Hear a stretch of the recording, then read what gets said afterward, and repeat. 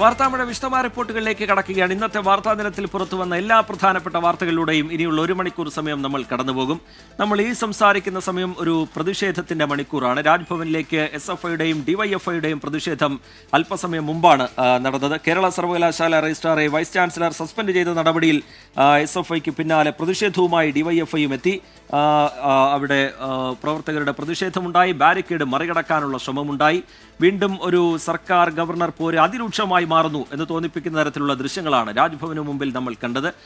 കേരള സർവകലാശാലയിലെ ഏതൊരു VCയും രജിസ്ട്രാറും തമ്മിലുള്ള തർക്കം മാത്രമല്ല, അത് ഇനിയും വളരാൻ പോകുന്ന ഗവർണറും സർക്കാരും തമ്മിലുള്ള പോരിന്റെ തുടക്കം മാത്രമാണ്. അത് തെരുവിലേക്ക് നീങ്ങിയതിന്റെ തുടക്കം മാത്രമാണ്. വിവരങ്ങളുമായി അലക്സ് റാം മുഹമ്മദും റിനു ശ്രീധറും ചേരുന്നുണ്ട്. ആദ്യം ദൃശ്യങ്ങളിലേക്ക്.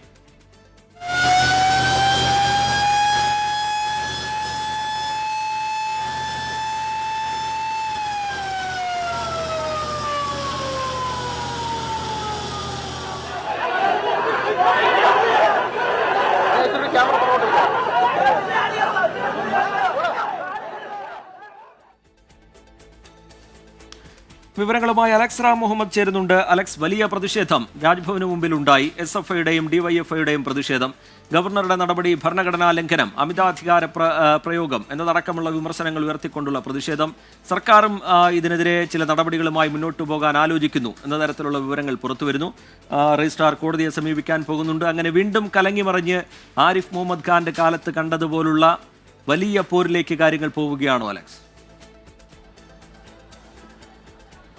റിജിത്ത്, നിസ്സംശയം പറയാം. അതായത് ഈ സമരം നേരത്തെ തന്നെ, ഈ പ്രക്ഷോഭം നേരത്തെ തന്നെ ഇടതുപക്ഷം ഏറ്റെടുത്തതാണ്. ഒന്ന്, നേരത്തെ ഈ രാജ്ഭവനുള്ളിൽ ഭാരതാംബ ചിത്ര വിവാദവുമായി ബന്ധപ്പെട്ട് ആ വിവാദം ഉടലെടുക്കുന്ന ഘട്ടത്തിൽ തന്നെ 2 മന്ത്രിമാർ പരസ്യമായി അതിനെതിരെ രംഗത്തെത്തിയതും സർക്കാർ ഗവർണർ അഭിപ്രായ ഭിന്നത അവിടെ ആരംഭിക്കുന്നതും നമ്മൾ കണ്ടു. ആ പോര് പിന്നീട് വളരുന്നതാണ് നമ്മൾ കണ്ടത്. ഗവർണർ തന്റെ നിലപാടിൽ ഉറച്ചു നിൽക്കുന്നു. താൻ ഭാരതാംബ ചിത്രം ഈ പരിപാടികളിൽ ഉപയോഗിക്കും. സർക്കാർ അത് ഏതൊക്കെ പരിപാടികളിൽ ഉപയോഗിക്കണമെന്ന് സർക്കാർ നിശ്ചയിച്ച് തീരുമാനിച്ചു നൽകുന്നു. അത്തരമൊരു അറിയിപ്പ് സർക്കാരിന്റെ ഭാഗത്തു നിന്ന് ഗവർണർക്ക് നൽകിയിട്ടും ഗവർണർ അതിൽ നിന്ന് പിന്തിരിയാൻ തയ്യാറാകുന്നില്ല. വാർത്താ മാധ്യമങ്ങളോട് അദ്ദേഹം നൽകുന്ന അഭിമുഖങ്ങളിൽ തന്റെ RSS കാലമൊക്കെ അദ്ദേഹം ഓർക്കുകയും ഒപ്പം തന്റെ നിലപാടിൽ ഭാരതാംബ ചിത്രവുമായി ബന്ധപ്പെട്ട തന്റെ നിലപാടിൽ അദ്ദേഹം ഉറച്ചു നിൽക്കുകയും ചെയ്ത് നമ്മൾ കണ്ടു. തൊട്ടു പിന്നാലെയാണ് ഈ അടിയന്തരാവസ്ഥയുടെ 50ാം വാർഷികത്തോടനുബന്ധിച്ച് പത്മനാഭ സേവാ സമിതിയുടെ നേതൃത്വത്തിൽ ഒരു പരിപാടി സംഘടിപ്പിക്കപ്പെടുന്നത്. ഇത് കേരള സർവകലാശാല സെനറ്റ് ഹാളാണ് ഈ പരിപാടി സംഘടിപ്പിച്ചത്. ആ സെനറ്റ് ഹാളിൽ ഈ പരിപാടിയിൽ കാവിക്കൊടിയേന്തിയ ഭാരതാംബയുടെ ചിത്രം പ്രദർശിപ്പിച്ചത് വലിയ വിവാദമായി. രജിസ്ട്രാർ ആ പരിപാടി അനുവദിക്കാൻ അതിന്റെ അനുമതി റദ്ദാക്കുന്നു. തുടർന്ന് വലിയ സംഘർഷം പുറത്ത് രൂപപ്പെടുന്നു. SFIയും അതുപോലെ ഗവർണറെ അവിടെ തടയുന്ന ഒരു സാഹചര്യം ഉണ്ടാകുന്നു. തുടർന്ന് ആ സമരം വലിയ രീതിയിൽ വളരുന്നതാണ് കണ്ടത്. അതിന്റെ അനന്തരഫലവും തുടർ നടപടിയുമാണ് ഇന്ന് വൈസ് ചാൻസലറുടെ ഭാഗത്തുനിന്നുണ്ടായത്. വൈസ് ചാൻസലർ നേരത്തെ രജിസ്ട്രാർ KS അനിൽകുമാറിനെതിരെ റിപ്പോർട്ട് നൽകി തുടർ റിപ്പോർട്ട് ചോദിക്കുകയും ചെയ്തു. ഇതിൽ വൈസ് ചാൻസലർ ഇന്ന് ഈ രജിസ്ട്രാറെ സസ്പെൻഡ് ചെയ്തുകൊണ്ടുള്ള തീരുമാനമെടുക്കുന്നു. ആ തീരുമാനം അസാധാരണമായ ഒരു നടപടിയാണ്. കാരണം രജിസ്ട്രാർക്കെതിരെ നടപടിയെടുക്കണമെങ്കിൽ അതിന് അധികാരം സിൻഡിക്കേറ്റിനാണ്. പക്ഷേ വൈസ് ചാൻസലർ അമിതാധികാരം ഉപയോഗിച്ചത് ഗവർണറെ പ്രീതിപ്പെടുത്താനാണ് എന്നുള്ളതാണ് ഇടതുപക്ഷ വിദ്യാർത്ഥി യുവജന സംഘടനകളുടെ ആരോപണം. ഈ തീരുമാനം വന്നതിന് ശേഷം തന്നെ രജിസ്ട്രാർ അതിൽ നിയമപരമായി മുന്നോട്ട് പോകും. ഗവർണറെ ഒരു തരത്തിലും അവമാനിച്ചില്ല എന്ന് രജിസ്ട്രാർ നിലപാടെടുക്കുന്നു. സിൻഡിക്കേറ്റ് ഒന്നാകെ ഈ തീരുമാനത്തിനെതിരെ രംഗത്തെത്തുന്നു. അതുമാത്രമല്ല, പുറത്ത് തെരുവിൽ SFIയും DYFIയും ഈ സമരം ഏറ്റെടുക്കുന്നു, ആ പ്രക്ഷോഭം ഏറ്റെടുക്കുന്നു. ആദ്യഘട്ടത്തിൽ SFI ആണ് രാജ്ഭവനിലേക്ക് മാർച്ച് വൈകുന്നേരം 8 മണിയോടുകൂടി അവരുടെ മാർച്ച് ഇവിടേക്ക് എത്തി. അത് അക്രമാസക്തമായി. ആ മാർച്ച് നേരെ പോലീസ് ജലപീരങ്കി പ്രയോഗിച്ച് നമ്മൾ കണ്ടു. അതിനുശേഷം പ്രവർത്തകർ ഇവിടെ നിന്ന് പിരിഞ്ഞുപോയി. തൊട്ടു പിന്നാലെയാണ് DYFIയുടെ ജില്ലാ കമ്മിറ്റി കോൾ ചെയ്ത പരിപാടി ഇവിടേക്ക് എത്തിയത്. വലിയ സംഘർഷമാണ് ഇവിടെ രൂപപ്പെട്ടത്. ബാരിക്കേഡ് ഭേദിച്ച് പ്രവർത്തകർ അകത്തേക്ക് കടന്നു. പോലീസും പ്രവർത്തകരുമായി വാക്കേറ്റവും ഉന്തും തള്ളും അത് മിനിറ്റുകളോളം അവിടെ നിലനിന്നു. വിവരങ്ങൾ നൽകുന്നു. റിനു ശ്രീധർ കൂടി വിവരങ്ങളുമായി ചേരുന്നുണ്ട്. റിനു, ഈ നേരത്തെ തന്നെ നമ്മൾ കണ്ടതാണ് രജിസ്ട്രാർ ഇതുമായി ബന്ധപ്പെട്ട് ഒരു വിശദീകരണം നൽകേണ്ടി വരുന്ന സാഹചര്യം.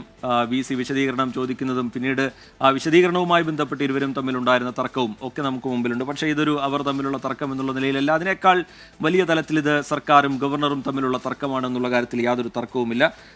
ഈ വൈസ് ചാൻസലർ അവധിയിൽ പോകുന്നതോടുകൂടി പകരം ചുമതല നൽകിയിരിക്കുന്നത് സർക്കാരുമായി ഏറെ നാൾ ഏറ്റുമുട്ടിയ സിസ തോമസിനാണ് എന്നതും ശ്രദ്ധേയമാണല്ലോ. റിനു, തീർച്ചയായും പ്രജിത്ത്, കാരണം ഈ കാവിക്കൊടി ഏന്തിയ ഭാരതാംബ വിഷയത്തിൽ സംസ്ഥാന സർക്കാരും അതുപോലെ തന്നെ രാജ്ഭവനും ഗവർണറും തമ്മിൽ വലിയ രീതിയിലുള്ള വാക്പോരിലേക്ക് പോയിരിക്കുന്നു എന്നുള്ളതാണ് നേരത്തെ തന്നെ നമ്മൾ കണ്ട ചിത്രം. അതിനുശേഷം ഇപ്പോൾ ഏറ്റവും അവസാനം അലക്സ് സൂചിപ്പിച്ചതുപോലെ തന്നെ സർവകലാശാല ആസ്ഥാനത്ത് വെച്ച് നടന്ന പരിപാടിയുമായി ബന്ധപ്പെട്ടുകൊണ്ട് വലിയ രീതിയിൽ വെല്ലുവിളി ഏറ്റെടുത്തുകൊണ്ട് അവിടേക്ക് ഗവർണർ എത്തുന്ന ഒരു സാഹചര്യം. അന്നും SFI അതുപോലെ തന്നെ KSU സംഘടനകൾ വലിയ രീതിയിൽ പ്രതിഷേധിച്ചിരുന്നു. ഇന്നിപ്പോൾ രജിസ്ട്രാറെ സസ്പെൻഡ് ചെയ്തിട്ടുള്ള വൈസ് ചാൻസലറുടെ നടപടി ഇത് ശരിയാണോ, അല്ലെങ്കിൽ ഇത്തരത്തിൽ നിയമപരമായി സസ്പെൻഡ് ചെയ്യുവാൻ വേണ്ടിയിട്ടുള്ള സാധ്യതകളൊക്കെ തന്നെ ഉണ്ടോ എന്നുള്ളതൊക്കെ തന്നെ പരിശോധിക്കുന്നുണ്ട്. പലതരത്തിലുള്ള അഭിപ്രായങ്ങളും ഉയർന്നു വരുന്നുണ്ട്. അത്തരം അഭിപ്രായങ്ങളൊക്കെ തന്നെ അവിടെ നിൽക്കുമ്പോഴും വലിയ രീതിയിലുള്ള പ്രതിഷേധം വീണ്ടും രാജ്ഭവനും അതുപോലെ തന്നെ സർക്കാർ അനുകൂല സംഘടനകൾ, അതായത് CPM-ന്റെ അനുകൂല സംഘടനകളും വലിയ രീതിയിൽ പ്രതിഷേധവുമായി രംഗത്തെത്തുന്നു എന്നുള്ളതാണ്. SFI വലിയ രീതിയിലുള്ള പ്രതിഷേധം ആദ്യഘട്ടത്തിൽ കൊണ്ടുവന്നു. പിന്നീട് DYFIയുടെ നേതൃത്വത്തിൽ അതിനപ്പുറത്തേക്ക് പ്രതിഷേധം കടന്നു എന്നുള്ളതാണ്. കസ്റ്റഡിയിലെടുത്ത DYFI പ്രവർത്തകരെ പോലും നേതാക്കൾ ഇടപെട്ടുകൊണ്ട് തിരികെ മോചിപ്പിച്ചു കൊണ്ടുപോകുന്ന ഒരു സാഹചര്യം. നാളെ 11 മണിക്ക് SFI വലിയ രീതിയിൽ ഒരു പ്രതിഷേധം രാജ്ഭവനിലേക്ക് സംഘടിപ്പിക്കുവാൻ വേണ്ടിയിരിക്കുന്നു. അതുപോലെ തന്നെ KSU സർവകലാശാല ആസ്ഥാനത്തേക്ക് വലിയ രീതിയിൽ പ്രതിഷേധവുമായി പോകുവാൻ വേണ്ടിയിട്ടുള്ളൊരു തയ്യാറെടുപ്പ് നടത്തുന്നുണ്ട്. എന്തായാലും കാവിക്കൊടി ഏന്തിയ ഭാരതാംബ വിഷയവുമായി ബന്ധപ്പെട്ടുകൊണ്ട് രാജ്ഭവൻ, അതായത് കേരള ഗവർണറും അതുപോലെ തന്നെ സംസ്ഥാന സർക്കാരും വീണ്ടും ഏറ്റുമുട്ടുന്നു എന്നുള്ളതാണ്.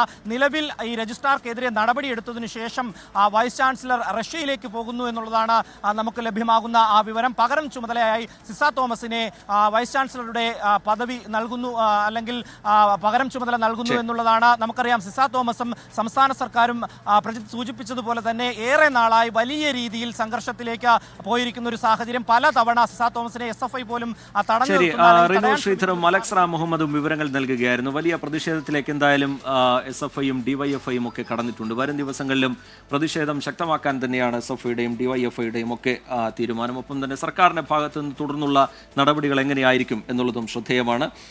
VC രജിസ്ട്രാർക്ക് മേൽ ആരോപിക്കുന്ന ചില ചട്ടലംഘനങ്ങളുണ്ട്. അത് ചട്ടം മറികടന്നുകൊണ്ട് ബാഹ്യ സമ്മർദ്ദങ്ങൾക്ക് വിധേയമായിക്കൊണ്ടുള്ള തീരുമാനം രജിസ്ട്രാർ എടുത്തു എന്നുള്ളതാണ്. ഒപ്പം തന്നെ സർവകലാശാലയെ അപമാനിക്കുന്ന തരത്തിൽ, ഗവർണറെ അപമാനിക്കുന്ന തരത്തിലുള്ള സമീപനം രജിസ്ട്രാറുടെ ഭാഗത്തു നിന്നുണ്ടായി എന്ന് ചൂണ്ടിക്കാട്ടിക്കൊണ്ടാണ് ഇങ്ങനെയൊരു സസ്പെൻഷൻ നടപടിയിലേക്ക് VC കടന്നിരിക്കുന്നത്.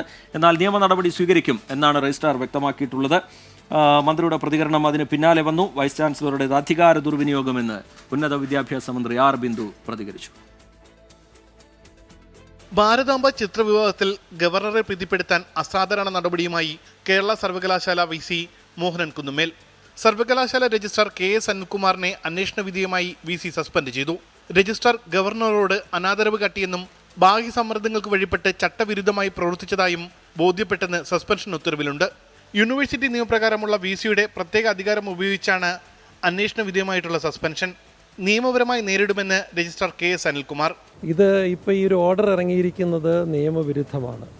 സർവകലാശാലയുടെ എൻ്റെ നിയമനാധികാരി സിൻഡിക്കേറ്റാണ്. സിൻഡിക്കേറ്റിൻ്റെ തീരുമാനപ്രകാരമാണ് ഞാൻ സർവകലാശാല രജിസ്ട്രാറായി പ്രവർത്തിക്കുന്നത്. അതിൻ്റെ നിയമപരമായി അതിൻ്റെ നടപടികളുമായി മുന്നോട്ട് പോകും. ഡോക്ടർ മോഹനൻ കുന്നുമേലിൻ്റേത് അധികാര ദുർവിനിയോഗമാണെന്ന് ഉന്നത വിദ്യാഭ്യാസ മന്ത്രി.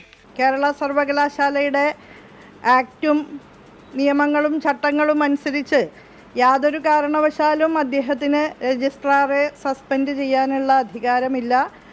രജിസ്ട്രാറുടെ അപ്പോയിന്റിംഗ് അതോറിറ്റി സിൻഡിക്കേറ്റ് ആണ്.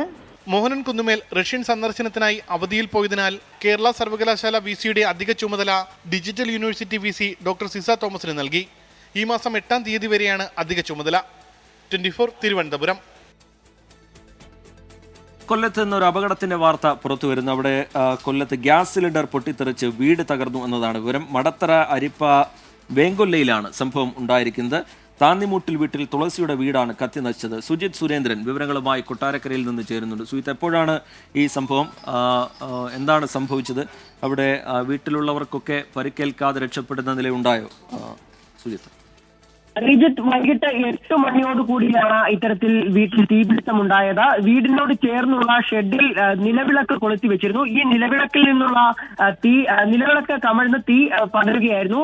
തീ പടർന്നതോടുകൂടി നാട്ടുകാരെത്തി തീയണയ്ക്കാൻ ശ്രമിച്ചെങ്കിലും അടുക്കളയിലുണ്ടായിരുന്ന ഗ്യാസ് സിലിണ്ടറിലേക്ക് തീ പടരുകയും വലിയ ശബ്ദത്തോടെ പൊട്ടിത്തെറിക്കുകയുമായിരുന്നു. നാട്ടുകാർ വിവരമറിയിച്ചതനുസരിച്ച് ഫയർഫോഴ്സ് എത്തി തീ അണയ്ക്കുകയായിരുന്നു. ഇപ്പോൾ തീ നിയന്ത്രണ വിധേയമായിരിക്കുന്ന അവസ്ഥയാണുള്ളത്. വീട്ടിലുണ്ടായിരുന്ന ആളുകൾ ഈ സമയം സമീപത്തെ ബന്ധു വീട്ടിലേക്ക് പോയിരിക്കുകയായിരുന്നു. ആ സമയത്താണ് ഇത്തരത്തിലൊരു അപകടം ഉണ്ടായത്. അതുകൊണ്ട് തന്നെ ആർക്കും പരിക്കോ ആളപായമോ ഉണ്ടായിട്ടില്ല. രഞ്ജിത്ത്. ശരി, സുജിത് സുരേന്ദ്രൻ വിശദാംശങ്ങൾ പങ്കുവെക്കുകയായിരുന്നു കൊട്ടാരക്കരയിൽ നിന്ന്. ആ വീട്ടിൽ താമസിച്ചിരുന്ന ആളുകൾ, ആ വീട്ടിലുണ്ടായിരുന്നവർ ബന്ധുവീട്ടിലേക്ക് പോയതിനാലാണ് വലിയ അപകടം ഒഴിവായത്. എന്തായാലും ഫയർഫോഴ്സ് എത്തി തീ നിയന്ത്രണ വിധേയമാക്കിയിട്ടുണ്ട്. മറ്റു വാർത്തകൾ പരിശോധിക്കാം. അതിനുമുമ്പ് ചെറിയൊരു ഇടവേളയുണ്ട്, ഷോർട്ട് ബ്രേക്ക്. വാർത്താമഴയിലേക്ക് വീണ്ടും ഇത് ഏറ്റവും ഒടുവിലായി പുറത്തുവരുന്ന വിവരം. ജമ്മുകശ്മീരിലെ കിഷ്ത്വാറിൽ സുരക്ഷാ സേനയും ഭീകരരും തമ്മിൽ ഇപ്പോൾ ഏറ്റുമുട്ടൽ നടക്കുകയാണ്. 3 ഭീകരരെ സൈന്യം വധിച്ചിട്ടുണ്ട്. 3 ഭീകരരെ സൈന്യം വളഞ്ഞിട്ടുണ്ട് എന്നുള്ള വിവരമാണ് ഇപ്പോൾ പുറത്തുവരുന്നത്. ആർ അച്യുതൻ വിവരങ്ങളുമായി ചേരുന്നുണ്ട് ഡൽഹിയിൽ നിന്ന്. അച്യുതൻ, ഈ പഹൽഗാം ഭീകരാക്രമണത്തിന് ശേഷം വ്യാപകമായ പരിശോധന, സൈനിക നടപടിയൊക്കെ ആ മേഖലകൾ കേന്ദ്രീകരിച്ചുണ്ടാവുന്നതാണ്. ഇപ്പോൾ ഭീകരർ ഒളിച്ചിരിക്കുന്നു എന്ന സംശയത്തെ തുടർന്ന് നടക്കുന്ന പരിശോധന, അതിന്റെ പുതിയ വിവരങ്ങൾ ഏത് തരത്തിലാണ്? വിശദാംശങ്ങൾ അച്യുതൻ. റീജിത്ത്, അമർനാഥ് യാത്രയുമായി ബന്ധപ്പെട്ട ജമ്മു കാശ്മീരിൽ ഉടനീളം സുരക്ഷ വർദ്ധിപ്പിച്ചൊരു സാഹചര്യമുണ്ട്. ഇതിനിടയിലാണ് കിഷ്ത്വാറിൽ ഇത്തരത്തിലൊരു ഭീകര സാന്നിധ്യം സുരക്ഷാ സേന തിരിച്ചറിഞ്ഞത്. തുടർന്ന് നടത്തിയ തെരച്ചിലിടെയാണ് ഇപ്പോൾ ഒരു വെടിവയ്പ് സുരക്ഷാ സേനയ്ക്ക് നേരെ ഉണ്ടായിരിക്കുന്നത്. അതിപ്പോൾ ഒരു ഏറ്റുമുട്ടലിലേക്ക് എത്തിയിരിക്കുകയാണ്. നിലവിൽ സൈന്യവും ഭീകരരും തമ്മിൽ ഈ മേഖലയിൽ ഏറ്റുമുട്ടൽ നടക്കുന്നതായാണ് ലഭിച്ചിരിക്കുന്ന വിവരം. 3 ഭീകരരെ സൈന്യം വളഞ്ഞതായുള്ള വിവരങ്ങൾ കൂടി ലഭിക്കുന്നുണ്ട്. ജമ്മു കാശ്മീർ പോലീസും സേനയും സംയുക്തമായി ചേർന്നുകൊണ്ടാണ് ഈ ദൗത്യം ഇപ്പോൾ നടത്തുന്നത് എന്നാണ് നമുക്ക് ലഭിക്കുന്ന വിവരം. എന്തായാലും മേഖല കേന്ദ്രീകരിച്ച് ഇപ്പോൾ സൈനിക നടപടി പുരോഗമിച്ചുകൊണ്ടിരിക്കുകയാണ്. ശരി, ആർ അച്യുതൻ വിവരങ്ങൾ നൽകുകയായിരുന്നു. 3 ഭീകരരെ സൈന്യം വളഞ്ഞിട്ടുണ്ട് എന്നുള്ളതാണ് വിവരം. അവിടെ സൈനിക നടപടി പുരോഗമിക്കുകയാണ്. മറ്റൊരു റിപ്പോർട്ടിലേക്ക്. മുഖ്യമന്ത്രിക്ക് പിന്നാലെ തിരുവനന്തപുരം മെഡിക്കൽ കോളേജിലെ യൂറോളജി വിഭാഗം മേധാവി ഡോക്ടർ ഹാരിസ് ഹസനെ തള്ളി CPIM-ഉം മന്ത്രിമാരും രംഗത്ത് വരികയാണ്. വിമർശനം തുടരുന്നുണ്ട് മന്ത്രിമാർ. അതേസമയം തന്നെ ഹാരിസ് ഹസനെ പിന്തുണച്ചുകൊണ്ടുള്ള പ്രതികരണം CPI-യുടെ ഭാഗത്തുനിന്ന് വന്നു എന്നതും ഇന്നത്തെ ശ്രദ്ധേയമായൊരു വാർത്തയാണ്. പക്ഷേ മന്ത്രിമാർക്ക് ഭീഷണിയുടെ സ്വരം എന്നാണ് പ്രതിപക്ഷ നേതാവ് VD സതീശന്റെ വിമർശനം. എല്ലാ വാതിലുകളും അടഞ്ഞപ്പോഴാണ് തനിക്ക് പ്രൊഫഷണൽ സൂയിസൈഡ് വേണ്ടി വന്നത് എന്ന് ഡോക്ടർ ഹാരിസ് ഹസൻ പ്രതികരിക്കുന്നു. റിപ്പോർട്ട് കാണാം. സത്യസന്ധൻ, ചേർത്തു നിർത്തും എന്നൊക്കെയായിരുന്നു ഡോക്ടർ ഹാരിസ് ഹസനുമായി ബന്ധപ്പെട്ട് കഴിഞ്ഞ ദിവസങ്ങളിൽ ആരോഗ്യമന്ത്രി വീണ ജോർജിന്റെ പ്രതികരണം. എന്നാൽ സർക്കാരിനെ വെട്ടിലാക്കിയ വിവാദത്തിൽ ഡോക്ടറെ വിമർശിച്ച് മുഖ്യമന്ത്രി ഇന്നലെ രംഗത്തെത്തി. പിന്നാലെ ഡോക്ടറെ വിമർശിച്ച് CPIM-ഉം മന്ത്രിമാരും രംഗത്ത്. ഡോക്ടർ ഹാരിസ് ഹസൻ പ്രതിപക്ഷത്തിന് ആയുധം നൽകിയെന്നാണ് കുറ്റപ്പെടുത്തൽ. എവിടെയെങ്കിലും ഒരു ചെറിയ പ്രശ്നം ഉണ്ടാകുമ്പോൾ അത് പർവ്വതീകരിച്ച് ഇനി ഇവിടെ അതേ ഇല്ല എന്ന് പറയുന്ന ഒരു പ്രത്യേക മാനസികാവസ്ഥയെ എന്താ പറയുക? എന്നിട്ട് അതിന്റെ ഭാഗമായിട്ട് സമരം നടത്തുക. രാജ്യത്തിന് മാതൃകയായിട്ടുള്ള പ്രവർത്തനമാണ് ആരോഗ്യമേഖല നടത്തുന്നത്. അതാർക്ക് നിഷേധിക്കാൻ കഴിയില്ല. എന്നാൽ പ്രതിപക്ഷത്തിന് പടി കൊടുക്കുന്ന ഒരു നിലപാട് സ്വീകരിച്ച ഡോക്ടറുടെ നടപടി അങ്ങേയറ്റം ഖേദകരമാണെന്നാണ് പറയാനുള്ളത്. എന്നാൽ ഡോക്ടറെ പിന്തുണച്ച CPI സംസ്ഥാന സെക്രട്ടറി ബിനോയ് വിശ്വം ഡോക്ടർ പറഞ്ഞതിൽ പ്രശ്നമില്ല. ആ ഡോക്ടർ ഉന്നയിച്ച വിഷയങ്ങളിൽ എന്തെങ്കിലും കുനിഷ്ടുള്ളതായിട്ട് എനിക്ക് തോന്നിയില്ല. കാര്യങ്ങൾ നേരെയാകണം എന്നുള്ള ഉദ്ദേശശുദ്ധിയ മാത്രമായിരിക്കാം ഡോക്ടർ ഹാരിസിനെ നയിച്ചതെന്നാണ് കാണേണ്ടത്. എന്നാൽ പറഞ്ഞതിൽ നിന്ന് പിന്നോട്ടില്ലെന്ന നിലപാടിലാണ് ഡോക്ടർ ഹാരിസ് ഹസൻ. ആരോഗ്യവകുപ്പിനെയും സർക്കാരിനെയും ഇതുവരെ കുറ്റപ്പെടുത്തിയിട്ടില്ല. മുമ്പിലൊന്നും വഴിയെ കൊട്ടിയടയ്ക്കുമ്പോഴാണല്ലോ ഒരാൾ ആത്മഹത്യ ചെയ്യുന്നത് എന്ന് പറഞ്ഞതുപോലെ എൻ്റെ ഈ പ്രൊഫഷണൽ സൂയിസൈഡ് എന്ന് വേണമെങ്കിൽ പറയാം. മന്ത്രിസഭയെയോ ആരോഗ്യവകുപ്പ്, ബഹുമാനപ്പെട്ട ആരോഗ്യവകുപ്പ് മന്ത്രിയെയോ ഇവരെയൊന്നും ആരോഗ്യ വകുപ്പിനെയോ ഒന്നും ഞാൻ ഒരിക്കലും കുറ്റപ്പെടുത്തിയിട്ടില്ല. ബ്യൂറോക്രസിയെയാണ് കുറ്റപ്പെടുത്തുന്നത്. ഇന്നും ബ്യൂറോക്രസിയെ തന്നെയാണ് കുറ്റപ്പെടുത്തുന്നത്. ഡോക്ടർക്കെതിരായ വിമർശനത്തിൽ ഭീഷണിയുടെ സ്വരമെന്ന് പ്രതിപക്ഷ നേതാവ് VD സതീശൻ. ആരോഗ്യമന്ത്രി ആദ്യം പറഞ്ഞതല്ല പിന്നീട് പറഞ്ഞത്, പിന്നീട് ആരോഗ്യമന്ത്രി പറഞ്ഞതല്ല മുഖ്യമന്ത്രി പറഞ്ഞത്. ഇവരുടെ ഇപ്പോൾ സംസാരിക്കുന്നതിന് ഒരു ഭീഷണിയുടെ സ്വരമുണ്ട്. ഒരു സത്യം തുറന്നു പറഞ്ഞതിന് ഇപ്പോൾ പ്ലെയിനിൽ കൊണ്ടുവന്നല്ലോ സാധനം, ആ ഡിപ്പാർട്ട്മെന്റിലെങ്കിലും. അപ്പോൾ അദ്ദേഹം സത്യമാണ് തുറന്നു പറഞ്ഞതെന്ന് വ്യക്തമാണല്ലോ. അദ്ദേഹം ഇടതുപക്ഷ സഹയാത്രികനാണ്. സത്യം പറഞ്ഞാൽ ഭീഷണിപ്പെടുത്തുന്നുവെന്ന് BJP കുറ്റപ്പെടുത്തി. വിവാദങ്ങളുടെ പശ്ചാത്തലത്തിൽ ആരോഗ്യമന്ത്രി പ്രതികരണത്തിന് തയ്യാറായില്ല. 24 Thiruvananthapuram. Janaki versus state of Kerala വിവാദം പ്രേക്ഷകർക്കറിയാം. ചിത്രത്തിന്റെ റിലീസ് തടഞ്ഞിരിക്കുകയാണ് സെൻസർ ബോർഡ്. അതിൽ കോടതിയുടെ തീരുമാനം ഉടനുണ്ടാകും. സിനിമ കാണാനൊരുങ്ങുന്നു കോടതി എന്നുള്ളതാണ് അതിൽ ശ്രദ്ധേയമായൊരു ഘടകം. ചെറിയൊരു ഇടവേളയിലേക്ക് നമ്മൾ പോകുന്നു. ഇടവേളയ്ക്ക് ശേഷം ഈ വാർത്തയുടേതുൾപ്പെടെ വിശദാംശങ്ങളുമായി തിരികെ എത്തും. Short break.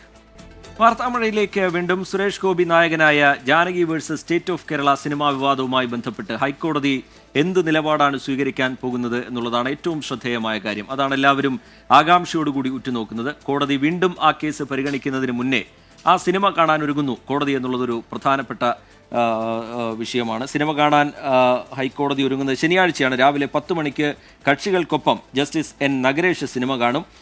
അതിനുശേഷം കോടതി ആ കേസ് പരിഗണിക്കും. എന്ത് തീരുമാനം കോടതി എടുക്കും എന്നുള്ളത് എല്ലാവരും ഉറ്റുനോക്കുന്നു. കോടതിയുടെ തീരുമാനത്തിൽ പ്രതീക്ഷയുണ്ട് എന്നാണ് അണിയറ പ്രവർത്തകരുടെ പ്രതികരണം. സിനിമയുടെ പേരും കഥാപാത്രത്തിന്റെ പേരും മാറ്റാതെ സിനിമയ്ക്ക് സെൻസർ സർട്ടിഫിക്കറ്റ് നൽകില്ലെന്ന സെൻസർ ബോർഡ് തീരുമാനത്തിനെതിരെ ചിത്രത്തിന്റെ നിർമ്മാതാക്കൾ നൽകിയ ഹർജി പരിഗണിക്കവെയാണ് ഹൈക്കോടതിയുടെ അസാധാരണ നീക്കം. ശനിയാഴ്ച രാവിലെ 10 മണിക്ക് കക്ഷികൾക്കൊപ്പം ജസ്റ്റിസ് എൻ നഗരേഷ് സിനിമ കാണും. പാലാരിവട്ടം ലാൽ മീഡിയ സ്റ്റുഡിയോയിൽ കോടതിക്ക് സിനിമ കാണാൻ സൗകര്യമൊരുക്കുമെന്ന് നിർമ്മാതാക്കൾ അറിയിച്ചു. എന്ത് സാഹചര്യത്തിലാണ് ജാനകി എന്ന പേര് മാറ്റാൻ നിർദ്ദേശിച്ചതെന്ന് വ്യക്തമായി അറിയിക്കണമെന്ന് സെൻസർ ബോർഡിനോട് കോടതി ആവശ്യപ്പെട്ടിരുന്നു. എന്നാൽ ഇക്കാര്യം ഇന്ന് സെൻസർ ബോർഡ് അറിയിച്ചില്ല. ഇതോടെ കേസ് അനന്തമായി നീട്ടിക്കൊണ്ടുപോവുകയാണെന്ന് ഹർജിക്കാർ വാദിച്ചു. തുടർന്നാണ് സിനിമ കാണാൻ കോടതി തീരുമാനിച്ചത്. കോടതി നടപടിയെ സംവിധായകൻ പ്രവീൺ നാരായണൻ സ്വാഗതം ചെയ്തു. ഒരുപാട് കലാകാരന്മാരുടെ സ്വപ്നമാണ് ഈ സിനിമ എന്ന് പറയുന്നത്. കൂടാതെ ഒരു വലിയ ഇൻവെസ്റ്റ്മെന്റ് ഈ സിനിമയിൽ ഇറങ്ങിക്കിടക്കുന്നുണ്ട്. ഇതിങ്ങനെ നീട്ടിക്കൊണ്ട് പോകുക എന്ന് പറഞ്ഞു കഴിഞ്ഞാൽ ഇപ്പം ഈ ബുധനാഴ്ച പോലും ഒരു തീരുമാനം പറഞ്ഞു കഴിഞ്ഞാൽ ഈ അടുത്ത വെള്ളിയാഴ്ച സിനിമ റിലീസ് ചെയ്യാൻ സാധ്യമായ കാര്യമല്ല. കാരണം ഇത്രയേറെ തിയേറ്ററുകൾ, നമ്മൾ ക്യൂബ് ഉൾപ്പെടെയുള്ള എല്ലാ പ്രൊവൈഡേഴ്സിനും കണ്ടന്റ് ലോഡ് ചെയ്യുക. എങ്കിൽ പോലും എനിക്ക് തോന്നുന്നത് ഒരു 17-ാം തീയതി റിലീസിങ് സാധ്യമാവുള്ളൂ. അപ്പോൾ ഇതിങ്ങനെ നീട്ടിക്കൊണ്ട് പോകുന്ന കാര്യത്തിൽ ഭയങ്കരമായിട്ട് സങ്കടമുണ്ട്. ശനിയാഴ്ച കോടതി സിനിമ കണ്ട് ബുധനാഴ്ച നല്ലൊരു തീരുമാനം ഉണ്ടാകുമെന്നാണ് പ്രതീക്ഷിക്കുന്നത്. ബുധനാഴ്ച വിഷയം കോടതി വീണ്ടും പരിഗണിക്കും. CBFCക്ക് വേണ്ടി ഹാജരായ അഡ്വക്കേറ്റ് അഭിനവ് ചന്ദ്രചൂഡ് സിനിമ മുംബൈയിൽ വെച്ച് കാണാൻ ആഗ്രഹമുണ്ടെന്ന് അറിയിച്ചു. എന്നാൽ കൊച്ചിയിൽ വന്ന് സിനിമ കാണണമെന്ന് കോടതി മറുപടി നൽകി. 24 കൊച്ചി. മോഷ്ടിച്ച ബൈക്കിൽ കാമുകിയെ കാണാനെത്തിയ യുവാവും സുഹൃത്തും അറസ്റ്റിൽ എന്ന വിവരം ഇപ്പോൾ പുറത്തു വരുന്നുണ്ട്. അത് മലപ്പുറത്ത് നിന്നാണ് ആ വാർത്ത. മലപ്പുറം കുറ്റിപ്പുറത്ത് നിന്നാണ്.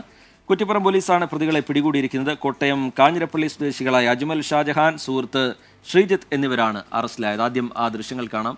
പ്രേക്ഷകർക്ക് ആ ദൃശ്യങ്ങൾ കാണാം. അതിന് CCTV ദൃശ്യങ്ങൾ പുറത്തു വന്നിട്ടുണ്ട്. അതാണ് പ്രേക്ഷകർ കാണുന്നത്. മലപ്പുറത്ത് നിന്ന് സമീർ ബിൻ കരീം വിവരങ്ങളുമായി ചേരുന്നുണ്ട്. സമീർ, എന്താണ് പോലീസ് ഇതുമായി ബന്ധപ്പെട്ട് വിശദീകരിക്കുന്നത്?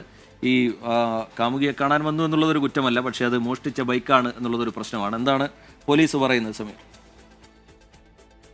റീജിത്ത്, നിരവധി കേസുകളിൽ പ്രതികളായ കോട്ടയം കാഞ്ഞിരപ്പള്ളി സ്വദേശികളാണ് കുറ്റിപ്പുറം പോലീസിന്റെ പിടിയിലായത്. നെല്ലിമല പുതുപ്പറമ്പിൽ അജ്മൽ ഷാജഹാൻ, പാറയ്ക്കൽ മുക്കൽ ശ്രീജിത്ത് എന്നിവരാണ് കുറ്റിപ്പുറം പോലീസിന്റെ പിടിയിലായത്. എറണാകുളത്ത് നിന്നും മോഷ്ടിച്ച പൾസർ ബൈക്കിലാണ് അജ്മൽ ഷാജഹാൻ തന്റെ കാമുകിയെ കാണാനായി ഈ സുഹൃത്തായ ശ്രീജിത്തിനുമൊപ്പം ഈ കുറ്റിപ്പുറത്തേക്ക് എത്തിയത്. അങ്ങനെ കുറ്റിപ്പുറത്തെത്തുന്ന സമയത്ത് വാഹന പരിശോധനയിലാണ് പ്രതികൾ പിടിയിലാകുന്നത്. തിങ്കളാഴ്ച രാത്രി എറണാകുളത്തെ ഒരു ഫ്ളാറ്റിൽ നിന്നും മോഷ്ടിച്ച ബൈക്കുമായാണ് സംഘം ഇവിടെ എത്തിയത് എന്നുള്ളതാണ് പോലീസ് കണ്ടെത്തിയിരിക്കുന്നത്. ഈ വാഹന പരിശോധനയ്ക്കിടെ ഈ ബൈക്ക് വെട്ടിച്ചുകൊണ്ട് പ്രതികൾ കടന്നു കളയാൻ ശ്രമിച്ചതോടുകൂടി പോലീസ് വാഹനം ക്രോസായി നിർത്തിക്കൊണ്ടാണ് പിടികൂടിയത്. ഈ ബൈക്കിന്റെ നമ്പർ പ്ലേറ്റുകൾ ഊരി മാറ്റിയാണ് പ്രതികൾ സഞ്ചരിച്ചത് എന്നും പോലീസ് കണ്ടെത്തിയിരിക്കുകയാണ്. അങ്ങനെ പോലീസ് പിടികൂടുന്ന ഘട്ടത്തിൽ ഈ ബൈക്കിന് പിറകിലുണ്ടായിരുന്ന ശ്രീജിത്ത് ഓടി രക്ഷപ്പെടാൻ ശ്രമിച്ചെങ്കിലും പോലീസ് പ്രതികളെ പിടികൂടുകയായിരുന്നു. ഈ ബൈക്കിന്റെ ഇൻഡിക്കേഷൻ പവർ യൂണിറ്റിന്റെ ഈ സേഫ്റ്റി പിൻ കുത്തിയിറക്കിയാണ് പ്രതികൾ ബൈക്ക് മോഷ്ടിച്ചതെന്നും പോലീസ് കണ്ടെത്തിയിരിക്കുകയാണ്. ശരി, സമീർ ബിൻ കരീം തിരൂരിൽ നിന്ന് വിശദാംശങ്ങൾ പങ്കുവയ്ക്കുകയായിരുന്നു. സ്കൂളുകളിലെ സൂംബ പരിശീലനത്തെ എതിർത്ത് ഫേസ്ബുക്ക് പോസ്റ്റിട്ട അധ്യാപകൻ TK അഷ്റഫിനെ സസ്പെൻഡ് ചെയ്യും എന്ന് സ്കൂൾ മാനേജ്മെന്റ് അറിയിക്കുകയാണ്. അധ്യാപകനിൽ നിന്ന് വിശദീകരണം തേടിയ ശേഷം നടപടിയെടുക്കും എന്നാണ് Palakkad Edathanattukara TAMUP school management ജില്ലാ വിദ്യാഭ്യാസ ഉപഡയറക്ടറെ അറിയിക്കാൻ പോകുന്നത്. സസ്പെൻഷൻ നീക്കത്തിനെതിരെ വിസ്ഡം ഇസ്ലാമിക് ഓർഗനൈസേഷൻ രംഗത്തെത്തിയിട്ടുണ്ട്. ഈ നടപടി പാടില്ല എന്നാവശ്യപ്പെടുന്ന ഒരു വിഭാഗം അവിടെയുണ്ട്. പക്ഷേ ഈ ഫേസ്ബുക്ക് പോസ്റ്റിൽ നിന്നാണ് പിന്നീട് അതുമായി ബന്ധപ്പെട്ടുള്ള ചർച്ചകളൊക്കെ നടക്കുന്നത്. എന്തായാലും വിദ്യാഭ്യാസ വകുപ്പിന്റെ ശമ്പളം വാങ്ങി വിദ്യാഭ്യാസ വകുപ്പിനെതിരെ പ്രവർത്തിക്കാൻ കഴിയില്ല എന്നുള്ളതാണ് V ശിവൻകുട്ടിയുടെ നിലപാട്. വിസ്ഡം ഇസ്ലാമിക് ഓർഗനൈസേഷൻ നേതാവ് കൂടിയായ TK അഷ്റഫിന് സ്കൂൾ മാനേജ്മെന്റ് കാരണം കാണിക്കൽ നോട്ടീസ് നൽകി. വിദ്യാഭ്യാസ വകുപ്പിന്റെ നിർദ്ദേശപ്രകാരമാണ് നടപടി. 3 ദിവസത്തിനകം മറുപടി നൽകണമെന്നാണ് നിർദ്ദേശം. വിശദീകരണം കേട്ട ശേഷമാകും നടപടി ഉണ്ടാവുക. അധ്യാപകനെതിരെ വിദ്യാഭ്യാസ മന്ത്രി V ശിവൻകുട്ടി. ഗവൺമെന്റിനെതിരായിട്ടോ മാനേജ്മെന്റിനെതിരായിട്ടോ വിദ്യാഭ്യാസ നയങ്ങൾക്കെതിരായിട്ടോ പരസ്യമായ പ്രസ്താവനയോ അത് ലംഘനം ഉണ്ടായാൽ നടപടി ആദ്യം എടുക്കേണ്ടത് മാനേജ്മെന്റാണ്. ഗവൺമെന്റിന്റെ ശമ്പളത്തിൽ ഉള്ള ഒരു വ്യക്തിയെ സംബന്ധിച്ചിടത്തോളം ഗവൺമെന്റ് വിരുദ്ധ പ്രസ്താവനയും ഗവൺമെന്റിന് എതിരായിട്ടുള്ള നയത്തിനെതിരായിട്ടുള്ള കാര്യം പറയുമ്പോൾ ചിലപ്പോൾ സ്കൂളിൽ വിളിച്ച് അന്വേഷിച്ചേക്കാം. അധ്യാപകനെതിരായ നടപടിയെ വിസ്ഡം ഇസ്ലാമിക് ഓർഗനൈസേഷൻ വിമർശിച്ചു. വിദ്യാഭ്യാസ വകുപ്പിന്റെ നിലപാട് അപലപനീയമെന്ന് മണ്ണാർക്കാട് MLA N ഷംസുദ്ദീൻ. സർക്കാർ നടപടിയെ വിമർശിച്ച് SYS സംസ്ഥാന സെക്രട്ടറി നാസർ ഫൈസി കൂടത്തായിയും രംഗത്തെത്തി. സർക്കാർ ശമ്പളം സ്വീകരിക്കുന്നവർ സർക്കാരിനെ വിമർശിക്കാൻ പാടില്ലെന്ന് പറയുന്നത് ജനാധിപത്യ വിരുദ്ധമെന്നാണ് വിമർശനം. 24 പാലക്കാട്, കോഴിക്കോട്. മുംബൈയിൽ വിദ്യാർത്ഥിയെ പീഡിപ്പിച്ച അധ്യാപിക അറസ്റ്റിൽ എന്നൊരു വിവരം ഇപ്പോൾ പുറത്തു വരുന്നുണ്ട്. 16-കാരനെ ആഡംബര ഹോട്ടലുകളിൽ എത്തിച്ച് ലൈംഗികമായി ഉപദ്രവിച്ചു എന്നാണ് പോലീസ് പറയുന്നത്. 1 വർഷത്തോളം പീഡനം തുടർന്നതായി പോലീസ് പറയുന്നുണ്ട്. വിദ്യാർത്ഥിക്ക് മദ്യം നൽകിയാണ് പീഡിപ്പിച്ചത്. വിദ്യാർത്ഥിയെ വരുതിയിലാക്കാൻ ടീച്ചറെ സഹായിച്ച പെൺസുഹൃത്തും പിടിയിലായി. ശ്രീനാഥ് ചന്ദ്രൻ മുംബൈയിൽ നിന്ന് വിവരങ്ങളുമായി ചേരുന്നുണ്ട്. ശ്രീനാഥ്, എന്താണ് വിവരങ്ങൾ? പോലീസ് പറയുന്നത് എന്താണ് ശ്രീനാഥ്? TK 2023 ഡിസംബർ മുതൽ കഴിഞ്ഞ 1 വർഷക്കാലത്തോളം ഈ കുട്ടിയെ 16-കാരനെ ആ സ്കൂളിലെ അധ്യാപിക തന്നെ പീഡിപ്പിച്ചു എന്നതാണ് പോലീസ് ഇപ്പോൾ പറയുന്നത്.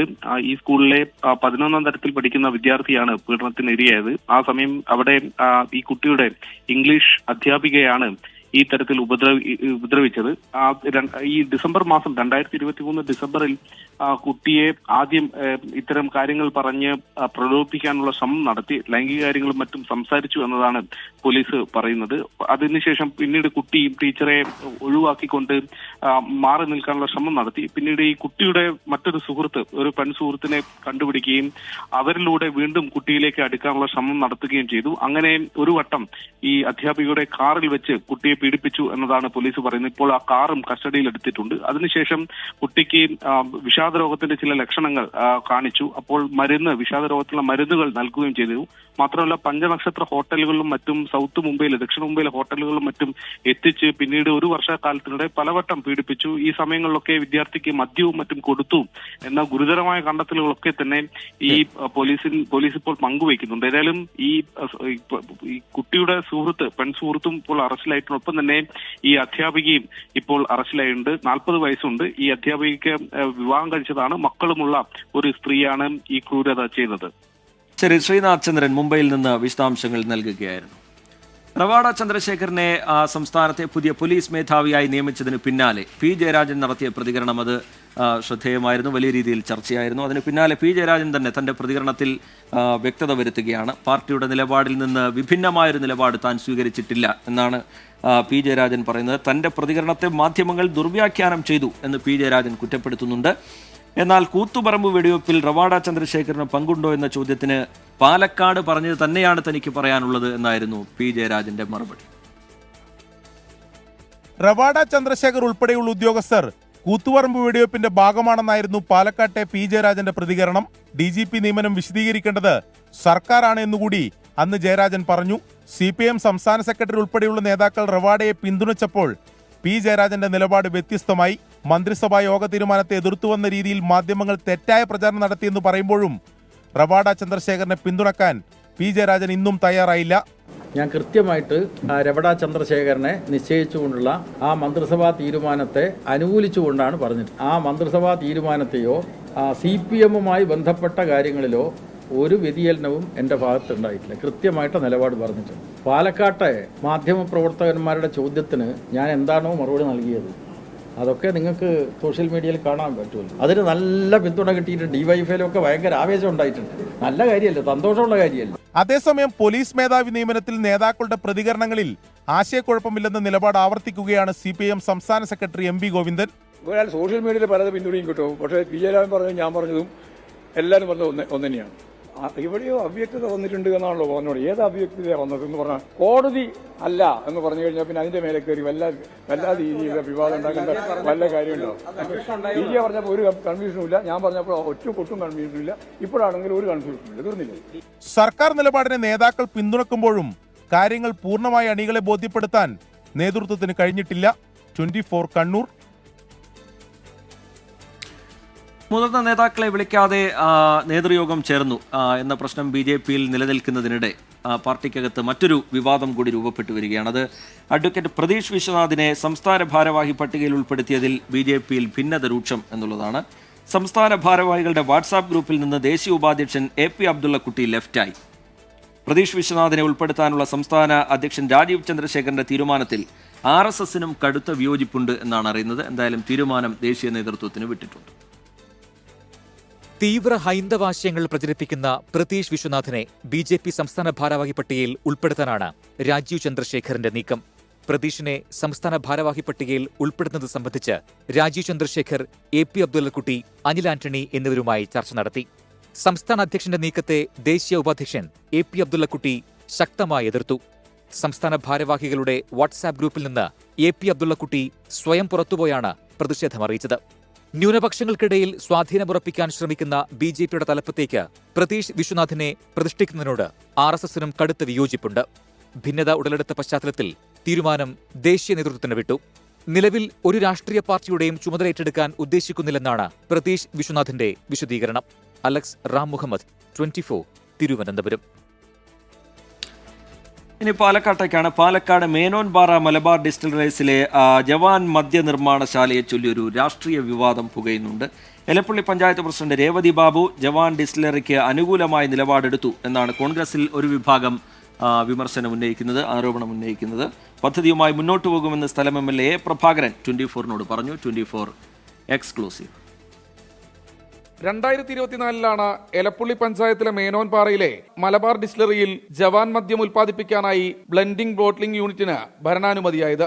44 കോടി രൂപ ചെലവ് പ്രതീക്ഷിക്കുന്ന പദ്ധതിക്ക് 14 കോടി രൂപ ഇതിനകം തന്നെ ബീവറേജസ് കോർപ്പറേഷൻ ചെലവിടുമെന്ന് അറിയിച്ചിട്ടുണ്ട്. ഇത് ഉൽപ്പാദിപ്പിക്കുന്ന അല്ലെങ്കിൽ ബോട്ട്ലിംഗ് പ്ലാന്റ് തുടങ്ങണമെങ്കിൽ അതിന് ലൈസൻസും കാര്യം അതിന്റെ കാലതാമസം വന്ന അപ്പോഴേക്ക് ആ ഗവൺമെന്റ് പോയി. ഇപ്പൊ അത് ടേക്കപ്പ് ചെയ്തു, അത് ശരിയായി. അതിന്റെ ഭാഗമായിട്ട് നമ്മൾ പിന്നെ അവിടെ ബോട്ട്ലിംഗ് പ്ലാന്റ് ആരംഭിക്കുന്നതിന്റെ പ്രവൃത്തി ഉദ്ഘാടനം ജൂലൈ 7 എക്സൈസ് മന്ത്രി MB രാജേഷ് ബ്ലെൻഡിംഗ് ബോട്ട്ലിംഗ് പ്ലാന്റിന്റെ നിർമ്മാണോദ്ഘാടനം നിർവഹിക്കാനിരിക്കെയാണ് കോൺഗ്രസിലെ ഭിന്നത. എലപ്പുള്ളി പഞ്ചായത്തിലെ വിവാദ ബ്രൂവറിക്കെതിരെ നിലപാടെടുത്ത പഞ്ചായത്ത് പ്രസിഡന്റ് രേവതി ബാബു ജവാൻ പ്ലാന്റിന് അനുകൂല നിലപാടെടുത്തുവെന്ന ആരോപണവുമായി എത്തിയത് കോൺഗ്രസിലെ തന്നെ പഞ്ചായത്ത് അംഗം അപ്പുക്കുട്ടൻ. ഇപ്പൊ പരിശോധിക്കാൻ വേണ്ടിയിട്ട് ബോട്ട്ലിംഗ് പ്ലാന്റ് നിർമ്മിക്കുന്ന സ്ഥലം പരിശോധിക്കാൻ വേണ്ടിയിട്ട് MLA നേതൃത്വത്തിൽ രേവതിയും പോയിട്ടുണ്ട്. ഇപ്പൊ നമ്മൾ മദ്യത്തിനെതിരെ നിൽക്കുന്ന കോൺഗ്രസുകാരും BJPക്കാരും ഇപ്പോ നമുക്കൊരു അടിയായി മാറുകയും.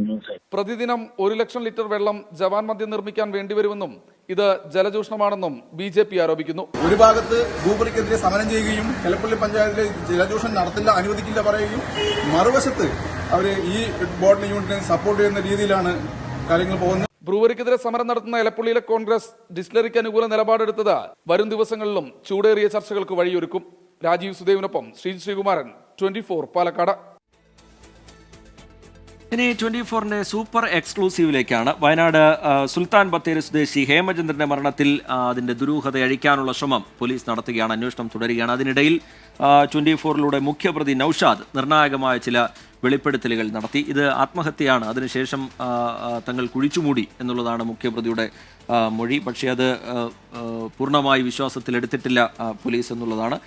ഈ ആത്മഹത്യയ്ക്ക് ശേഷം, പ്രതികൾ പറയുന്നത് പ്രകാരമാണെങ്കിൽ ആത്മഹത്യയ്ക്ക് ശേഷം ഹേമചന്ദ്രന്റെ മൃതദേഹം പഞ്ചസാരയിട്ടും പെട്രോൾ ഒഴിച്ചും തമിഴ്നാട്ടിൽ കുഴിച്ചിട്ടു എന്നാണ് നൌഷാദ് പറഞ്ഞിരിക്കുന്നത്. പക്ഷേ ഇത് പോലീസ് വിശ്വാസത്തിലെടുത്തിട്ടില്ല. ഇത് കൊലപാതകം തന്നെയാണ് എന്നാണ് പോലീസ് എത്തി നിൽക്കുന്ന നിഗമനം. ഹേമചന്ദ്രന്റെ മരണത്തിൽ മുഖ്യപ്രതിയായ നൌഷാദ് നിലവിൽ സൗദിയിലാണ്. ഇയാളെ നാട്ടിലെത്തിക്കാൻ അന്വേഷണ സംഘം ശ്രമം തുടരുന്നതിനെയാണ് 24നോടുള്ള വെളിപ്പെടുത്തൽ. പണം ഇരട്ടിപ്പിച്ച് നൽകാൻ താനും കേസിലെ മറ്റൊരു പ്രതിയായ ജ്യോതിഷും ഹേമചന്ദ്രന് പണം നൽകിയിരുന്നു. ഇത് തിരികെ നൽകാത്തതിനെ തുടർന്നാണ് ഹേമചന്ദ്രനെ സുൽത്താൻ ബത്തേരിയിൽ എത്തിച്ചത്. ഇതിനായി കണ്ണൂർ സ്വദേശിനിയുടെ സഹായം തേടി. എന്നാൽ വിൽപ്പനയ്ക്കായി തന്നെ ഏൽപ്പിച്ച വീട്ടിൽ ഹേമചന്ദ്രൻ തൂങ്ങി മരിച്ചു. ഈ കൊലപാതകം എന്ന് പറയുന്നത് തെറ്റാണ്. ഈ വ്യക്തി ആത്മഹത്യ ചെയ്തതാണ്. അയാൾ മനഃപൂർവ്വം ആത്മഹത്യ ചെയ്യാൻ വേണ്ടി വന്നത്. അല്ലെങ്കിൽ അയാൾക്ക് ഒരു പക്ഷേ ഞങ്ങൾ അവിടെ കൊണ്ടാക്കിയപ്പോൾ പോകാമായിരുന്നു. രാവിലെ എഴുന്നേറ്റ് ഞാൻ ഇത് കാണുമ്പോൾ എന്ത് ചെയ്യണം എന്നറിയാതെ എൻ്റെ സുഹൃത്തിനോട് ചോദിച്ചത്. സുഹൃത്ത് പറഞ്ഞു കൊണ്ടുപോയി കുഴിച്ചിട്ട് അല്ലാതെ വഴിയില്ല എന്ന് പറഞ്ഞു. അപ്പോൾ അങ്ങനെ ഞങ്ങൾ 3 പേരും കൂടെ കൊണ്ടുപോയി കുഴിച്ചിട്ടതാണ്. ഇക്കാര്യം പുറത്തറിയുമോ എന്ന ഭയമുണ്ടായി. ബത്തേരി സ്വദേശിയായ സുഹൃത്തിന്റെ ഉപദേശപ്രകാരമാണ് മൃതദേഹം തമിഴ്നാട്ടിൽ കുഴിച്ചിടാൻ തീരുമാനിച്ചത്. പെട്രോൾ ഒഴിച്ച് കത്തിക്കുകയല്ല ചെയ്തത്. ഞങ്ങൾ എന്ത് ചെയ്തു, ചതുപ്പ് കുഴിച്ചിട്ട് എന്ത് പെട്രോൾ ഒഴിച്ച് മുഖത്ത് പെട്രോൾ ഒഴിച്ച് എന്നിട്ട് കുറച്ച് തീയിട്ടിട്ട് അതിന്റെ മുകളിൽ കൂടെ ഞങ്ങൾ മൊത്തം പഞ്ചസാര വിതറി എന്നിട്ടാണ് കുഴിച്ചിട്ടത്. വിസ കാലാവധി തീർന്ന സാഹചര്യത്തിൽ നാട്ടിലേക്ക് വരുമെന്നും നൌഷാദ്. എന്നാൽ ഹേമചന്ദ്രനെ കൊലപ്പെടുത്തിയതല്ലെന്ന നൌഷാദിന്റെ അവകാശവാദം അന്വേഷണ സംഘം തള്ളുകയാണ്. സുർജിത് അയ്യപ്പത്ത്, 24 വയനാട്. 24 ഇന്നലെ പുറത്തുവിട്ട ഒരു വാർത്തയുടെ ഫോളോ അപ്പിലേക്കാണ് ഇനി. അത് എറണാകുളം മൂവാറ്റുപുഴ സ്വദേശി മുഖ്യപ്രതിയായ ഡാർക്ക് നെറ്റ് ലഹരി വിൽപ്പന കേസിൽ കൂടുതൽ വിവരങ്ങൾ 24ന് ലഭ്യമായിരിക്കുന്നു. ലഹരി മരുന്ന് വാങ്ങിയവർക്ക് പ്രതി എഡിസൺ തുടക്കത്തിൽ ഡിസ്കൗണ്ട് നൽകി എന്നുള്ളതാണ് കണ്ടെത്തൽ. 70 ലക്ഷത്തിന്റെ ക്രിപ്റ്റോ കറൻസി ഇടപാടുകൾ നടന്നു എന്നാണ് വിവരം. എഡിസന്റെ ചിത്രം 24-ന് ലഭിച്ചിട്ടുണ്ട്. എഡിസനെ കൂടാതെ 3 പേർ കൂടി നാർക്കോട്ടിക് കൺട്രോൾ ബ്യൂറോയുടെ പിടിയിലായിട്ടുണ്ട്. 24 എക്സ്ക്ലൂസീവ്. ഡാർക്ക് നെറ്റ് ഉപയോഗിച്ചുള്ള ലഹരി കച്ചവടം നടത്തിയതിന് NCB അറസ്റ്റ് ചെയ്ത എഡിസനെ കുറിച്ച് നിർണായക വിവരങ്ങളാണ് അന്വേഷണ സംഘം കണ്ടെത്തിയത്. ബാംഗ്ലൂർ കേന്ദ്രീകരിച്ച് ലഹരി വിൽപ്പന നടത്തിയതായും മാസം തോറും 10,000-ലേറെ LSD സ്റ്റാമ്പുകൾ വിൽപ്പന നടത്തിയിരുന്നതായും അന്വേഷണ സംഘം കണ്ടെത്തിയിട്ടുണ്ട്. ലഹരി വഴിയിൽ പുതിയ ഇടപാടുകാരെ കണ്ടെത്താൻ വിൽപ്പന സമയത്ത് ഡിസ്കൗണ്ട് നൽകിയിരുന്നതായും അന്വേഷണ സംഘം കണ്ടെത്തി. കേസിൽ എഡിസന് പുറമെ വാഗമൺ സ്വദേശിയുടെയും വാഴപ്പള്ളി സ്വദേശിയുടെയും അറസ്റ്റ് രേഖപ്പെടുത്തിയിട്ടുണ്ട്. 35 ലക്ഷം രൂപയുടെ മയക്കുമരുന്നാണ് പ്രതികളിൽ നിന്ന് കണ്ടെത്തിയത്. കെറ്റാമെലോൺ എന്ന ശൃംഖലയിലൂടെ നിരവധി പേർക്കാണ് ഇവർ മയക്കുമരുന്ന് വിൽപ്പന നടത്തിയിരുന്നത്. രാജ്യത്ത് ഭോപ്പാൽ, ഹിമാചൽ പ്രദേശ്, ജാർഖണ്ഡ് തുടങ്ങിയ സ്ഥലങ്ങളിലും ഇവരുടെ ശൃംഖല വ്യാപകമായിരുന്നതായും കണ്ടെത്തി.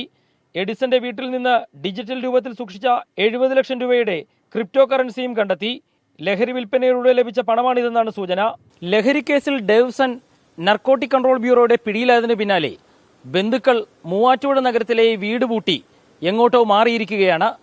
കേസിൽ ബന്ധുക്കൾക്കും പങ്കുണ്ടോ എന്ന വിവരം അന്വേഷണ പരിധിയിലുമാണ്. പ്രദേശവാസികളുമായി വലിയ ബന്ധം പുലർത്താത്ത ആളാണ് പ്രതിയെന്ന് നാട്ടുകാരും പറഞ്ഞു. പരിചയം ഉണ്ടോന്ന് വെച്ച് കഴിഞ്ഞാൽ ഈ വന്നു പോകാനുള്ള പരിചയം മാത്രമേ ഉള്ളൂ, അല്ലാണ്ട് വേറെ പരിചയം ആർക്കുമില്ല. ആരോട് ബന്ധം പറഞ്ഞില്ലല്ലോ. വീട്ടിൽ അച്ഛനും അമ്മയും ചേട്ടനും ഇവിടെ ഉണ്ടായിരുന്നു, ചേട്ടത്തിയില്ല, വേറെ ആരും പറഞ്ഞില്ല. സാമ്പത്തിക ഇടപാടിന് പുറമെ ആരെയൊക്കെയാണ് എഡിസൺ കച്ചവടത്തിൽ പങ്കാളിയാക്കിയിരിക്കുന്നതെന്നതും അന്വേഷണ വഴിയിലാണ്. രാജ്യത്തെ തന്നെ ഏറ്റവും വലിയ ലഹരി ശൃംഖല തകർത്തുവെങ്കിലും ശൃംഖലയിലെ മുഖ്യപ്രതികളെ പിടികൂടാൻ തന്നെയാണ് അന്വേഷണ സംഘത്തിന്റെ നീക്കം. അനന്തുവിനൊപ്പം ശ്യാംകുമാർ, 24 കൊച്ചി. വാർത്താമഴയിലേക്ക് വീണ്ടും ഇനി VSന്റെ ആരോഗ്യനിലയുമായി ബന്ധപ്പെട്ടുള്ള വിവരങ്ങളാണ് പ്രേക്ഷകരെ അറിയിക്കുന്നത്. ഹൃദയാഘാതത്തെ തുടർന്ന് കഴിഞ്ഞ 10 ദിവസമായി ചികിത്സയിൽ തുടരുന്ന മുൻ മുഖ്യമന്ത്രിയും മുതിർന്ന CPIM നേതാവുമായ VS അച്യുതാനന്ദന്റെ ആരോഗ്യനില ഗുരുതരമായി തന്നെ തുടരുകയാണ്. ആരോഗ്യനില മാറ്റമില്ല എന്നാണ് ഏറ്റവും ഒടുവിൽ പുറത്തുവന്ന മെഡിക്കൽ ബുള്ളറ്റിനിൽ പറയുന്നത്. VSനെ കാണാൻ ഇന്ന് CPIM നേതാക്കൾ എത്തിയിരുന്നു. അതുപോലെ ഗോവ ഗവർണർ PS ശ്രീധരൻപിള്ളയും മന്ത്രിമാരും മറ്റ് CPIM നേതാക്കളുമൊക്കെ ഇന്ന് ആശുപത്രിയിലെത്തി VSനെ കണ്ടിരുന്നു. ഇനി മറ്റൊരു റിപ്പോർട്ടിലേക്കാണ്. കീമിലും ചരിത്രം കുറിച്ച് brilliant study centre. Kerala engineering വിഭാഗത്തിൽ ബ്രില്യന്റിലെ വിദ്യാർത്ഥിനിയായ ജോൺ ഷിനോജ് 1ാം റാങ്ക് സ്വന്തമാക്കി.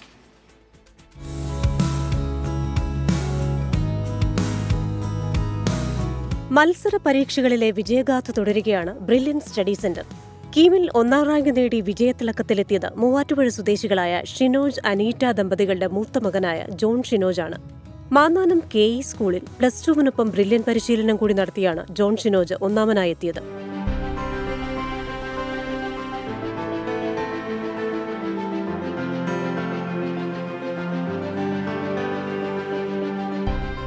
ആദ്യ 10 റാങ്കിൽ 8ഉം ബ്രില്യൻ വിദ്യാർത്ഥികളാണ് കരസ്ഥമാക്കിയത്. ഫാർമസി വിഭാഗത്തിൽ 1ാം റാങ്ക് നേടിയത് ബ്രില്യന്റിന്റെ അനഘ അനിലാണ്. ST വിഭാഗത്തിൽ ശബരിനാഥ് KS 1ാം റാങ്ക് നേടി. എഞ്ചിനീയറിംഗ് വിഭാഗത്തിൽ 2ാം സ്ഥാനം ഹരികിഷൻ ബൈജുവും, 3ാം സ്ഥാനം അക്ഷയ് ബിജുവും, 4ാം സ്ഥാനം ആദിൽ സായാനും, 6ാം സ്ഥാനം എമിൽ ഐബ് സക്കറിയയും, 7ാം സ്ഥാനം മാഹിർ അലിയും, 8ാം സ്ഥാനം ഡാനി ഫിറോസും, 9ാം സ്ഥാനം ദിയ റൂപ്പിയ ബിയാറും സ്വന്തമാക്കി. ആദ്യ 50 റാങ്കിൽ 42ഉം ആദ്യ 100ൽ 81ഉം ബ്രില്യന്റിന്റെ നേട്ടത്തിൽപ്പെടുന്നു. ആദ്യ 500 റാങ്കിൽ 408, ആദ്യ 1000ൽ 812 എന്ന കണക്കുകളും ബ്രില്യന്റിന്റെ വിജയഗാഥയിൽ കീം കൂട്ടിച്ചേർത്തു. കേരള എഞ്ചിനീയറിംഗ് എൻട്രൻസ് ഫലം കൂടി വന്നപ്പോൾ എൻട്രൻസ് കോച്ചിംഗ് മേഖലയിൽ വിജയ പരമ്പര സൃഷ്ടിച്ചുകൊണ്ട് സ്വന്തം റെക്കോർഡുകൾ തിരുത്തിക്കുറിച്ചിരിക്കുകയാണ് ബ്രില്യൻ സ്റ്റഡി സെന്റർ. 24 കോട്ടയം. ഇനി മറ്റൊരു റിപ്പോർട്ടിലേക്കാണ്. പൊതുപരിപാടിക്കിടെ സിനിമാ താരം മോഹൻലാലിന്റെ മുഖത്ത് മൈക്ക് കൊണ്ട സംഭവത്തിലെ സോഷ്യൽ മീഡിയ വിമർശനങ്ങളിൽ മാധ്യമപ്രവർത്തകനെ തന്നെ ഫോണിൽ വിളിച്ച് ആശ്വസിപ്പിച്ച് മോഹൻലാൽ. മകളുടെ ആദ്യ സിനിമയെക്കുറിച്ച് വിവരം തേടുന്നതിനിടയിലാണ് തിരക്കിൽപ്പെട്ട് അങ്ങനെ ഒരു സംഭവം ഉണ്ടായത്. താരത്തിന്റെ ലളിതമായ മറുപടിയും സോഷ്യൽ മീഡിയയിൽ ഇപ്പോൾ വൈറലാണ്.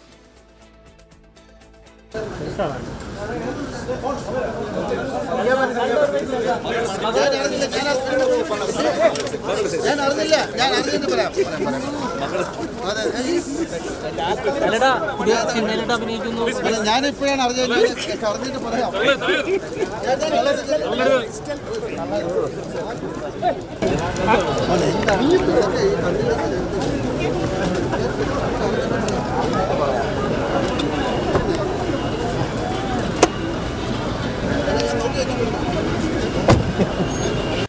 മോഹൻലാലിന്റെ മകൾ വിസ്മയയുടെ ആദ്യ സിനിമാ വിവരം പുറത്തുവന്നതിന് പിന്നാലെയായിരുന്നു സംഭവം.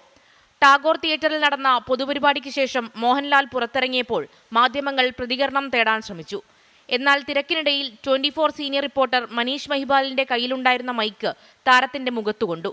ഇതോടെ സംഭവം സോഷ്യൽ മീഡിയയിൽ ചർച്ചയായി. ശേഷം താരം തന്നെ നേരിട്ട് 24 റിപ്പോർട്ടർ മനീഷ് മഹിപാലിനെ ഫോണിൽ വിളിച്ചു. സോഷ്യൽ മീഡിയ വിമർശനങ്ങൾ കാര്യമാക്കേണ്ടെന്ന് മോഹൻലാൽ. ഹലോ ഞാൻ ലാലാണ്. ഹലോ സാറേ, ലാലേട്ടാ, എനിക്ക് ഒരു അബദ്ധം പറ്റിയാണ്. ഞാനത് അതൊന്നും കുഴപ്പമില്ല, നോ പ്രോബ്ലം. അത് കഴിഞ്ഞ കാര്യമല്ലേ? അതെ, എന്നാലും ഞാൻ ചെയ്യാൻ പാടില്ലായിരുന്നു. ഒന്നും ചെയ്യാൻ. അപ്പൊ അറിഞ്ഞുകൂടാത്തൊരു കാര്യം ഞാൻ നിങ്ങളോട് സംസാരിക്കാൻ പറ്റില്ല. അതുകൊണ്ടാണ് ഞാൻ പറഞ്ഞത് എനിക്കറിയില്ല, അറിഞ്ഞിട്ട് പറയാന്ന് പറഞ്ഞു. അതെ അതെ. ഒപ്പം സോഷ്യൽ മീഡിയയിൽ ചർച്ചയായ വാചകം തമാശ രൂപേണെ വീണ്ടും ആവർത്തിച്ചു. മാധ്യമം അങ്ങനെയാണല്ലോ, ഇപ്പൊ ഒന്നും കിട്ടിയില്ലേ നിങ്ങളെ കയറി പിടിച്ചു, ഇത്രയേ ഉള്ളൂ, വേറെ എന്ത്. അതെ അതെ, കൈ ലോക്കായി. Okay, thank you. നോക്കി വെച്ചിട്ടുണ്ട്. സംഭവം വിശദീകരിച്ചുള്ള മനീഷ് മഹിപാലിന്റെ ഫേസ്ബുക്ക് പോസ്റ്റും ഇപ്പോൾ ചർച്ചയാണ്. അങ്ങനെ ഒരു പ്രതികരണത്തിന് ശ്രമിച്ചപ്പോൾ ആ സമയത്തുണ്ടായ ഒരു തിക്കിനും തിരക്കിനും ഇടയിൽ പ്രത്യേകിച്ചും ആരാധക വൃന്ദം ഉണ്ടായിരുന്നു, പോലീസ് ഉണ്ടായിരുന്നു, മാധ്യമപ്രവർത്തകരുണ്ടായിരുന്നു. അതിനിടയ്ക്ക് ഒരു ബൈറ്റിനോട് അവസരം അവിടെ ഉണ്ടായിരുന്നു. അങ്ങനെ ഒരു മൈക്ക് വെച്ച സമയത്ത് എൻ്റെ കൈ അങ്ങ് ലോക്കായി പോയി.